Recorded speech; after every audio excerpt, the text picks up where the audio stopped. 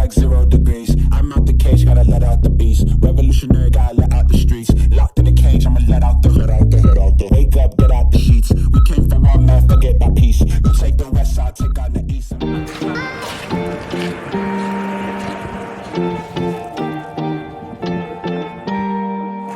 That was my sort of my treat for finishing the album, and also just because then I get to take it on tour. I built myself a little solo for the first time, guitar solo into this. Michael's gonna go mad. He's my guitarist. Nice. No, I did tell him. He was thrilled. 2-bit operation up here. So. Is your wife musical at all? She's gonna kill me. She's always. Do you know what? To be fair, she'd be a good drummer. She would be a good drummer, and it's always what she's fancied. Okay. And she's annoyed that I've come into her life in the sense that she feels self-conscious now. She sings along to stuff, and I feel bad about that. I do actually feel quite bad about that. As well. Yeah, so for me, I went into Eastenders in the end of August, and it was a bit of a whirlwind really, because in between auditioning for the part and actually being outside the Queen Vic, it was about 2 weeks, and I did the audition here in this very kitchen. I remember it really well, because you see that skylight up there, right? There was a really angry wasp buzzing around, and you've got your Zoom call up. You know, this was the recall. So you send off a self-tape, right, and then the recall is like actual people that you know, they're going to let you in at whatever point, right? But there's an angry wasp up there, and I'm thinking, and it's my time, you know. So I'm thinking, I don't think I can do this with that there, because I know it kept dive bombing, right? So then a message came through saying, oh, just running a little bit late. So you hit that point where you're like, I don't know how late it's going to be, but I know definitely that I cannot audition with that wasp being as angry as it is. So I just had to take a punt and just think, well, it'll be a good icebreaker if they catch a sight of my legs, because I essentially had to stand on the table in front of the Zoom thing. And I'm sorry, guys, I had to kill the wasp and kill the wasp. I did, I swatted it. It was angry. I very rarely, I'm not someone who kills spiders, flies, nothing.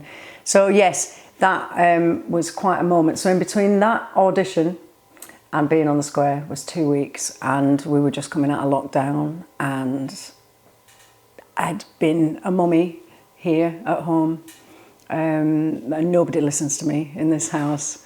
So it was quite a lot to take on board, to go into something so well established with such huge characters, you know, such familiar faces. And I think the hardest part was the fact that there was no green room at that point. So there was nowhere where the actors were socialising. You just go do your scene and come off, sort of thing. So every day felt like the first day, because every day I was meeting somebody else for the first time. There was no sort of great big just, oh, that's all done then. And had it not been for the cast genuinely being such lovely, welcoming people, I think I would have just, I don't know, shriveled away in a ball of nerves. But it's a super, super, super supportive place to work, and full of really, really nice people. So I'm happy there, I'm happy. Yeah, Eve's quite a one. There's some good stuff coming up. I've not featured over the last couple of months that much on the telly box. I was all part of Stacey's storyline, but they're starting to find her feet now. And yeah, I've just had we get 4 scripts a week, and I'm quite excited by the next block that I've got to do. Yeah, so I mean, it's coming up for 10 years, isn't it? I think it's 10 years since Lip Service was out. And at the time I had very, very little work. It was our job, I've been doing this since 1996, believe it or not. And it comes in waves. And a friend of mine who's a writer, Barbara Matchin, always said, when the wave comes, just ride that wave until the next. And that's happened so many times over the years, and I was in a drip drop bit at that point, and I'd auditioned for lip service months before, and I never heard anything. And I was really gutted. And then a small role on Coronation Street came up.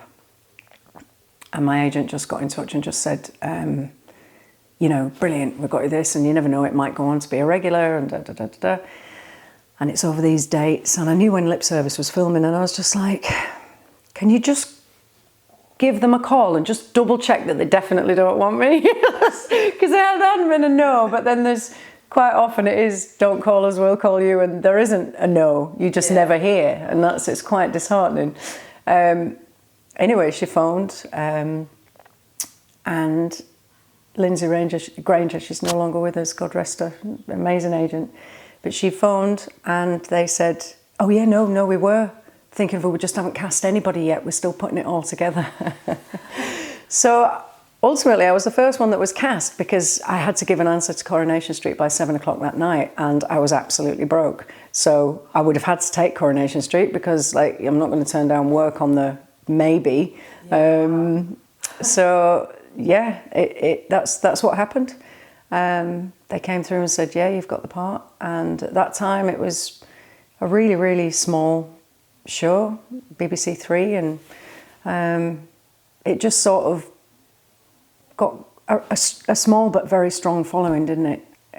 It was a bit the British L Word, but I felt like it wasn't groundbreaking, because L Word had done that, but I felt they were more ordinary people than L Word, with their cars and their massive houses and their art collections and whatever else, which was wonderful and glamorous and brilliant, and we all loved it. But I felt this was a group of slightly more down-to-earth kind of women.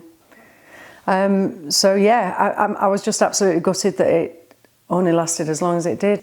I think the thing is, I never played lesbian or bisexual or anything until lip service, and pretty much since then that's all I've done. And you know, it's like, oh well, are you typecast or whatever else? But it's for 15 years, the first 15 years of my career, I never did play gay. And B, I love playing gay, because I just feel more comfortable in my skin, and I get a say on, you know, perhaps what some characters wear and things like that. I feel super comfortable.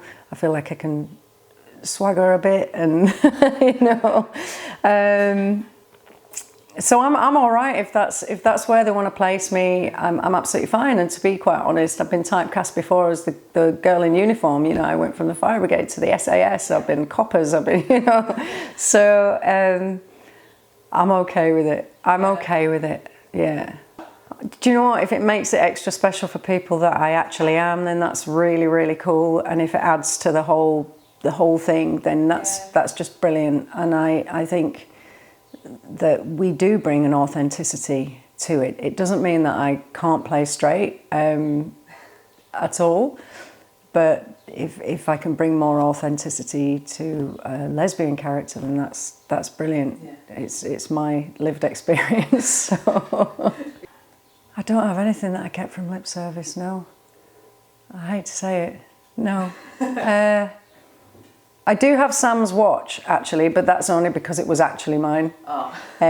It's run out of battery now, but it's sitting in a jewellery box upstairs, so I do have that. I did keep a waistcoat. You've made me think now where that is. I did keep a waistcoat. I wonder if my wife's pilfered it and put it in her work wardrobe. What do you think? Possibly. Yeah. Yeah. So that's the only thing I could find from lip service there. So that is Sam's watch, but the battery's dead. It's nice though, isn't it? I reckon that might come back into fashion. You've always got to hold on for things. You know, when you get to my age, things can be on the second and third time of coming around. Yeah, do you know what I mean? You're like, fashion does do a full circle. Yeah. See? Yeah. Sam's watch. Nice. I remember sporting a similar watch back in the day. Yeah, me too. Back in the day. So family life is pretty hectic. As you saw when you came in today, I was frantically just trying to tidy up. If you went upstairs in the hallway, okay, it looks fine. When you said you might want to have a look on the studio at the top floor, I said to Sarah, I said, oh no, I've only done downstairs. I've just shoved it all to the top of the stairs. And then I thought, so basically just don't open any of the bedroom doors because everything just got thrown in there. Yeah, it's pretty hectic. We've got Annie and Jessie and Lola. J-Lo, that's the twins. Oh, okay. Yeah. And it's Annie's birthday on Easter Sunday. She'll be 7 and the twins will be 5 in June. So it's pretty full on. My wife's a full-time teacher. So yeah, sort of managing time is tricky. But we're absolutely privileged to live where we live. We live in Brighton and they don't mind a rainbow in Brighton. Some might say they even like a rainbow in Brighton.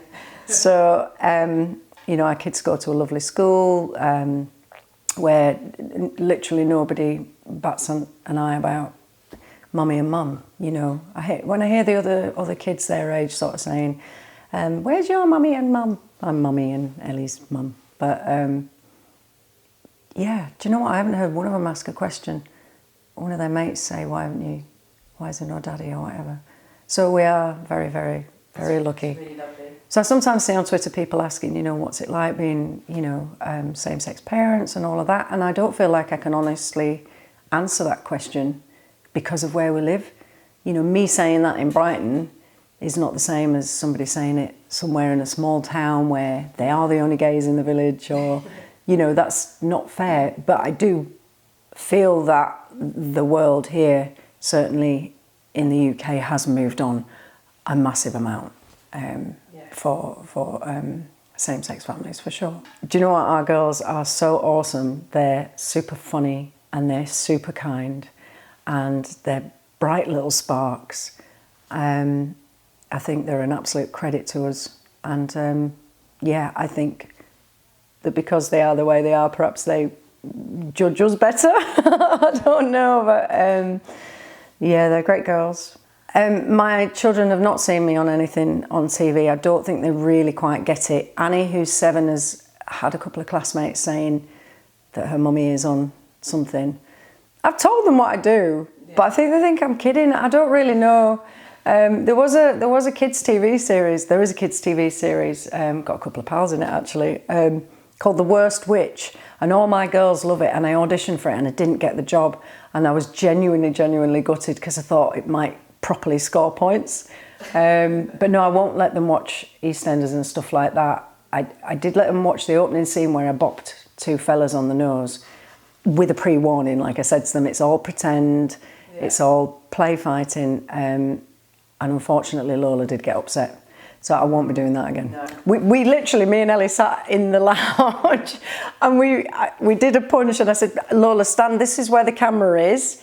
So, and this is where I am, and then we did it like a pretend would try and show her that it could look like a punch, but not a punch. It's just like, oh, give up. Save a few more years. Yeah, give up. Yeah. Oh. And then obviously very exciting today, your album has been released. That's right, 15th of April, 2022. Yeah, I'm surprised that I'm talking at this pace, to be honest, because I feel about that pace. This morning I've been an absolute bag of nervous energy. I've had to go for a big long run in the park, and I don't know why. It's so odd. I suppose because nothing can be done now. It's gone. Yeah. It's gone, and I'm super proud of it, I think, and that's why it makes you more nervous, because I really do care what people think. You're nervous when you want to do your best, aren't you? Yeah.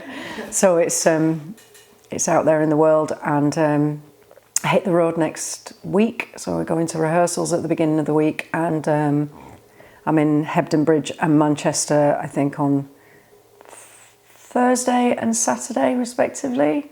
Yeah, so yeah, if you do want to come and see me, we've got Hebden Bridge and Manchester next week, and then the following weekend it's London, Brighton, Southend and Birmingham. I think I've literally done them in the backwards order. I think it's Birmingham. Have a look on the website. I don't know. We'll put the right details in. Yeah. So we're taking the whole album out on tour, plus loads of older favourites, and I just can't wait because this should have been the 2020 tour that's been postponed. And how weird it's going to be a completely different set list to what it would have been in 2020 because this didn't exist. So there's a lot of people coming who also know each other who are super excited. It's going to be like one massive party. It's going to be awesome. Yeah, I'll show you the attic if you want. Yeah, it's the album was inspired by me needing to get away from the children. It's a joke, or is it? I don't know. But during lockdown, it was quite intense. And it was miserable, wasn't it? The news was miserable. Everything was just ugh. And I went upstairs and I wasn't planning on writing an album. I started to create stuff, and this is the first album that I've solely produced. Like I'd like to say that again. It's the first album I've solely produced. So I would write the songs, I'd write the song, and then I'd do the production, and then I'd send it out to Mr. Jack Stevens on the bass and Mr. Michael Clancy on the guitar. And whatever I'd done, they will always elevate it again because they're super, super talented chaps. And then James Lewis mixed the album. But I wanted to write a positive record. I was so sick of the dark news, and I wanted to write a record that's appropriate to the age I'm at and the part of my life that I'm at, which is a love story of sorts, but it's more about a longer term relationship. It's about the doubts, it's about the compromises. It's about ultimately the last line of this love is, would you do it all again? This love, would you do it all again? And so that's the journey of the album is a long-term love story, but massively positive lyrics and massively upbeat recordings. That's what we all need. I'm hoping it's a good album for the sunshine. It's shining today. I feel like it's quite a summer vibe album as a whole. Yeah. Yeah. What weather you've got for the day of the release as well. I know, it's lovely, isn't it? It's lovely. Except maybe nobody's in downloading it because they're all out. They will be. Yeah. Yeah, so Don't look at me, falling let's get the apart. chorus. You hear my call, and you catch my fall. I know your soul is breaking. You don't have to. So that's kind of, so I don't normally do that, everybody. Don't get upset about the neighbours. It's normally on the headphones. Got the microphone around there, so I usually set that up there. So literally, have you seen how many marks there is on here? Right, that's how many times I've either bashed my head, the microphone, or the guitar on the ceiling. Every one of those marks was probably pain for me. Cold like 0 degrees. I'm out the cage, gotta let out the beast. Revolutionary, gotta let out the street.